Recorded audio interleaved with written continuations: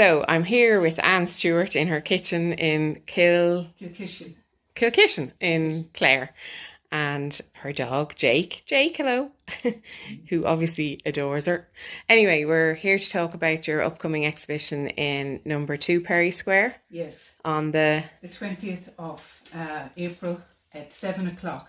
Very good. Okay, so tell us all about it. Well, yeah, it's a collection of images of Limerick City from the river and from just walking around Limerick City itself on a Saturday morning. And on the river trip, it was about 30 degrees. It was the most beautiful evening. And I went down with Pat Lycett. Oh, very good. Yeah, he brought us down. He's just well-known boatman. He's just a lovely man as well. He was telling us different stories as we were going down. We went up as far as Ardnacrusha, and we got some photographs up there, and came down along and went right into the city and out by the docks as well. So we had loads of images of the whole thing. And then I went around the town on a Saturday morning early and got all different shots of different places, like, you know, a little laneway where there was a pram down at the end of it, a bit of rubbish. But it was telling a story, you know, and it was just a different type of image. You'd wonder what the pram was doing there. Yeah, you say, who put that pram there? What's the story with this? Like, it looked a perfectly good pram dumped there, you know. Yeah. But and then just walking around different parts of the town, and seeing people milling around and just capturing those on the camera. So you were looking at the seen but unseen stuff. Yes, yeah, and like even when you took a photograph, when you'd look at the photograph more detailed, like it was around the time where the Syrian people were coming to live in Ireland. You know, there were refugees, and you seen a whole bunch of women standing with their prams, Syrian women, and they seemed to fit in fairly well, you know, and they seemed happy enough, which is good to see, you know, and different, like a young guy in his punk gear walking through the marketplace. You know, it just shows the way that Limerick has become inclusive. You know, that we've accepted a lot of people from different countries, different cultures, different ways of lives. Well, you yourself don't have a Limerick accent, so did you get accepted by Limerick at some stage? I think I have now. No more than myself? Yeah. So tell me about that. Came down from the north in 1973. Really had to get out of the north. We had no choice in the matter. Told by the UVF, UDA, stroke UVF to get out, you know, that we weren't wanted there anymore. So we didn't argue with them. We got out. So there was a place that there was Drogheda and there was Shannon. And how did it feel moving to? Well, I was devastated, absolutely devastated. I had friends, I had Protestant friends, and we were into horses, and we loved going around. You know, it didn't, with us kids, it didn't make any difference to us what religion we were. We all got on well. Yeah.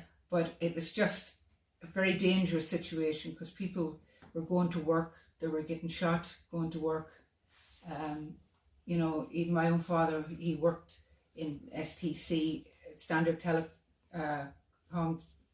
STC, Standard Telephone Cables Company, a massive big company. So you moved to Standard Telephone Cables in Shannon, did you? No, he was working there, but when he would be going to work in the morning, he would make sure he was in amongst a bunch of people, which they didn't appreciate, but he made sure he was in between Protestant people. Yeah. So that he couldn't be shot on the way to work. Wow. So how did you find Limerick? Did you find it very different? No, whenever I we came down in the train, and then we were going through from Dublin. You know, we came down Belfast, Dublin. It was a long trip, but we brought the dog with us as well for our Finn. But when we got into Limerick, I was like, God, it's just like Belfast.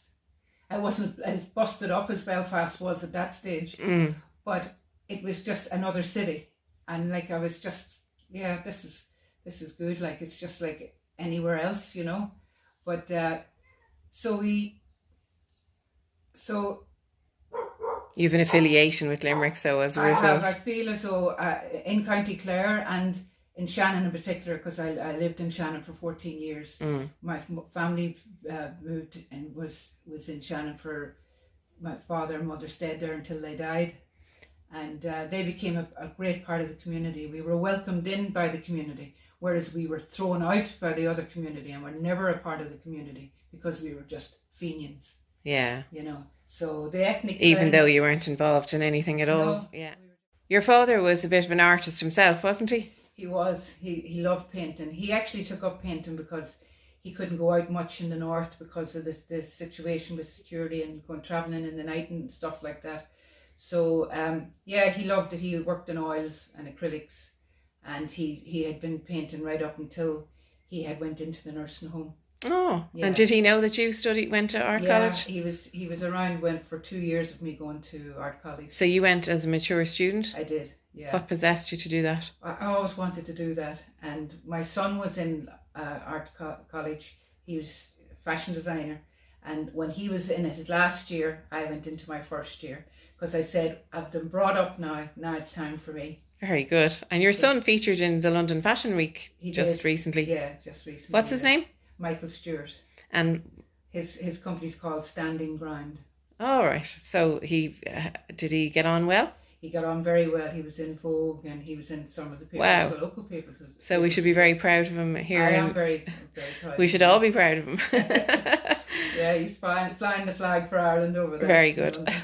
So the exhibition is when again? Remind us. It's the 20th of April at 7 o'clock, number 2 Perry Square. It's a Thursday night. And one of your lecturers from LSAD, Dr. Dara Waldron, is opening the exhibition for me, very kindly for doing that for me. Very so good. I appreciate that. Great. Yeah. Thanks, Anne. Okay. Thanks, Moya.